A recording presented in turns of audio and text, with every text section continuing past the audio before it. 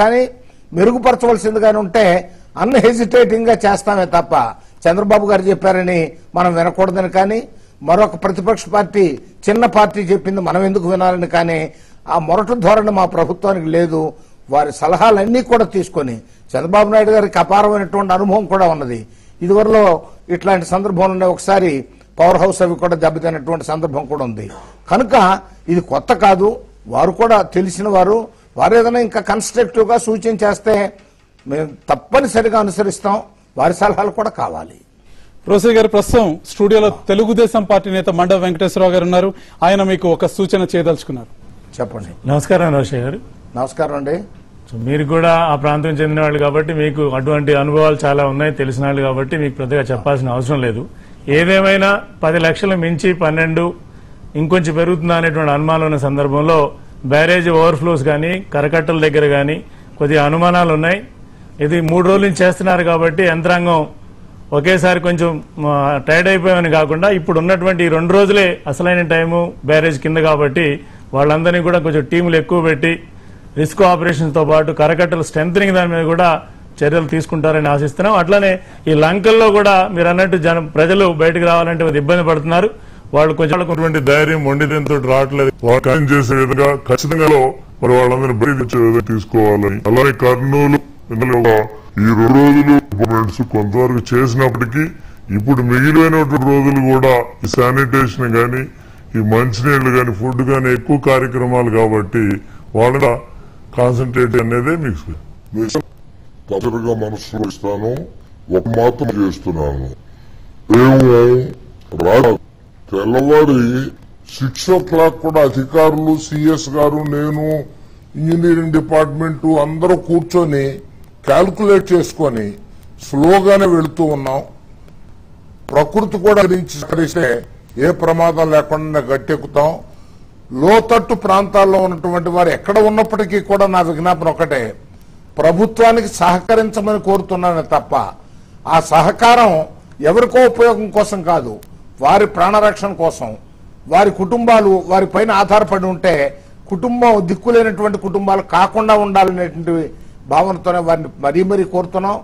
తప్పని పరిస్థితి అయితే పోలీస్ ఫోర్స్ కూడా ఉపయోగించవలసి వస్తుంది.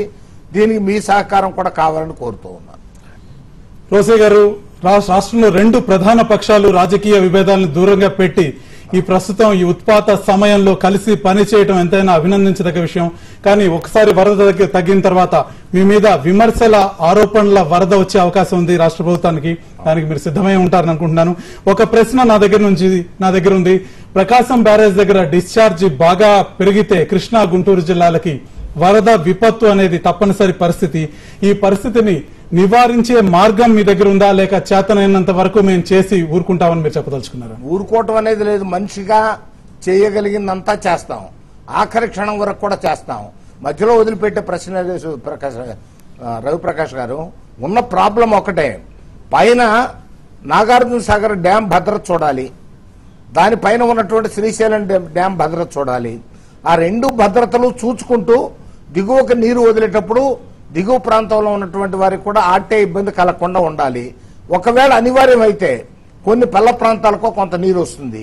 దానికే వీళ్ళందరినీ కూడా ఎవాక్యుయేషన్ చేయించడం అందుకే తప్ప మరొకందుకు కాదు. ముందు జాగ్రత్త చర్యగా అనివార్యమై నీరు ఆ 2 డ్యామ్స్ సేఫ్టీని దృష్టిలో పెట్టుకుని కిందకు వదిలిపెడితే ఆ నీరు పల్ల ప్రాంతాలకు వస్తుంది. కాబట్టి వారందరినీ కూడా ఫోర్స్ చేయడం కానీ అర్థించడం కానీ చేస్తున్నామే తప్ప మనం ఏదో చేసాం ఏం మిగతాది మనం ఏం చేయలేము అనే భావన మాత్రం లేదు. We will continue to do our best. తర్వాత మీరు అన్నారు ఇది అయిపోయిన తర్వాత విమర్శలు వెళ్ళు అంటే, ఓకే, పబ్లిక్ లైఫ్లో ఉన్నప్పుడు విమర్శలు వస్తాయి, లేకపోతే ఎప్పుడైనా ఎప్రిసియేషన్ కూడా వస్తుంది. ఈ వయసులో రెంటికి సిద్ధంగానే ఉన్నాను. కానీ ఒకటి, విమర్శలకు తావు లేకుండానే వారందరి సలహాలు కూడా తీసుకుని పనిచేస్తూ ఉన్నాం. కానీ రోసయ్య గారు, ఈ సందర్భంలో, ఈ ఉత్పాత సందర్భంలో ఇతర రాజకీయ పక్షాలన్నీ మీకు బాసటగా నిలవటం, ప్రభుత్వానికి బాసటగా నిలవటాన్ని మీరు అభినందిస్తారా లేదా? మనస్ఫూర్తిగా అభినందిస్తున్నా. నిన్న అభినందించాను, పొద్దున అభినందించాను, మరొకసారి కూడా అభినందిస్తాను. అభినందనల కన్నా మేమందరం కూడా బాధ్యతల కిందనే తీసుకుని ప్రభుత్వం బలపరచాల్సిన అవసరం ఉంది. అందరం కూడా కలిసికట్టుగా ఈ సమస్యను పరిష్కారం చేసి ఈ విపత్తు నుంచి బయటపడాలనే దాని మీద కలిసికట్టుగా చేయాల్సిన అవసరం ఉంది. రేపు పొద్దున ఫ్యూచర్ లో కూడా చేయాల్సిన బాధ్యత చేస్తాం. Thank you. రోసయ్య గారు, 2 రోజులుగా అధికారులు చాలా మంది నిద్రాహారాలు మాని పనిచేస్తున్నారు. వారికి TV9 ద్వారా మీరు ఇచ్చే సందేశం ఏంటి? నేను వారి కృషికి ధన్యవాదాలు చెప్తూ, మీ కృషి వల్ల రాష్ట్రంలో పరిస్థితులు మరీ ఇబ్బందికరం కాకుండా ప్రకృతి ప్రకోపించినా కూడా మీరు చేసిన కృషి వల్ల ఇబ్బందులు కొంచెం మేరకు తగ్గించగలిగాం. ఈ కృషిని ప్రభుత్వం గుర్తిస్తుంది, ఇది మనసులో పెట్టుకుంటుంది అనే మాట వారికి మనవి చేస్తున్నాను. కృష్ణా గుంటూరు జిల్లాల్లో లోతట్టు ప్రాంతాల ప్రజలకి మీరిచ్చే సందేశం ఏంటి? వారు దయచేసి ప్రభుత్వ యంత్రాంగ సూచనల మేరకు కోఆపరేట్ చేసి పల్ల ప్రాంతాల్లో ఉండకుండా సురక్షితమైనటువంటి ప్రాంతాలకి చేరాలి. అది మన కనీస కర్తవ్యం, మన ధర్మం. మన కుటుంబాల రక్షణ కోసం ప్రభుత్వం ఈ కృషి చేస్తున్నప్పుడు సహకరించవలసిన ధర్మం ఉందని గుంటూరు జిల్లాలో పుట్టినటువంటి వాడుగా, గుంటూరు జిల్లా వాడుగా, ఆ జిల్లాకి పక్క జిల్లా అయినటువంటి కృష్ణా జిల్లా వారికి కూడా నేను వినయపూర్వకంగా మనవి చేస్తున్నాను. Thank you very much Rosaiah గారు. మీ సమయం ఈ సందర్భంలో చాలా విలువైనది. ఎక్కువ మీ సమయాన్ని మేము తీసుకోదలుచుకోలేదు.